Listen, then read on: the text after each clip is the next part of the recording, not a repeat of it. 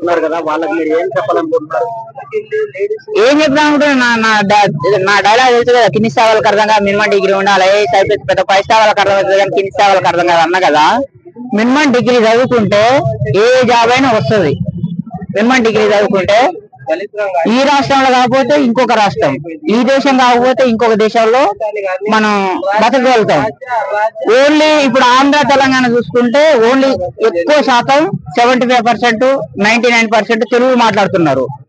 Degree చదివితే ఏమవుతుందంటే Telugu, Hindi, English, Kannada, Malayalam అన్ని భాషలు వస్తాయి. దానివల్ల ఏంటంటే నువ్వు బొంబాయి అయినా బతకొచ్చు, చెన్నై అయినా బతకొచ్చు, మద్రాసులో అయినా బతకొచ్చు, ఢిల్లీలో అయినా బతకొచ్చు, అక్కడ పోతే అమెరికాలో అయినా బతకొచ్చు, ఎక్కడైనా చైనాలో అయినా బతకొచ్చు, రష్యాలో అయినా బతకొచ్చు, ఎక్కడైనా బతకొచ్చు ఇష్టం వచ్చిన కాడ. నువ్వు 9th ఫెయిల్ అయ్యి 8th ఫెయిల్ అయ్యి నా పని అయిపోయిందని అని చెప్పేసి ఇంటికాడ కూర్చున్నావు అనుకో. దీనికి ప్రధాన కారణం ఏంటంటే ఇందులో డిగ్రీ చేయండి రా అంటే పోరగాళ్ళు అందరు ఇందులో చేస్తున్నారు. ఇందులో చేస్తే మీరు ఆగం అయిపోతారు రా నాయన. ఇందులో డిగ్రీ చేయండి, ఇది ఆపేయండి జర, ఇది ఆపేసి ఇందులో డిగ్రీ చేస్తే ఏమవుతుందంటే మీకు జాబ్ వస్తుంది. మీకు జాబ్ వస్తే బాగా డబ్బులు వస్తాయి. మీ డబ్బులు చూసి ఇదే మీ చుట్టూ తిరుగుతుంది. మీరు ఇది వదిలేసేసి దీని చుట్టూ తిరిగారు అనుకో, ఇది మిమ్మల్ని వదిలేస్తుంది. ఇది మిమ్మల్ని వదిలేస్తే ఇది కూడా మిమ్మల్ని వదిలేస్తుంది. అది మాత్రం ఖాయం. అందు గురించి మంచిగా నా అయితే ప్రతి ఒక్కరు బాగా చదువుకొని ఐఏఎస్ ఐపీఎస్ కావాలని కోరుకుంటున్నా. అంత చదువులేకపోతే మినిమం డిగ్రీ అన్న చేయరి, ఇందులో చేయరి, ఇందులో కాదు. అన్న మీరేం చదువుతున్నారు?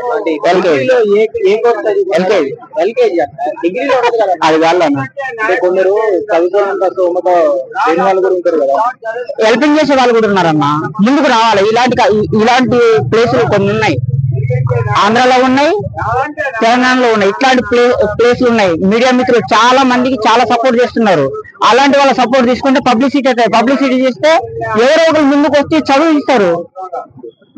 అంత దుర్మార్గులు ఎవరు లేదు. చూస్తూ నాకు ఎవరు హెల్ప్ చేసే వాళ్ళు ఇంటికాడ కూర్చుంటే ఎవరు పట్టించుకోరు.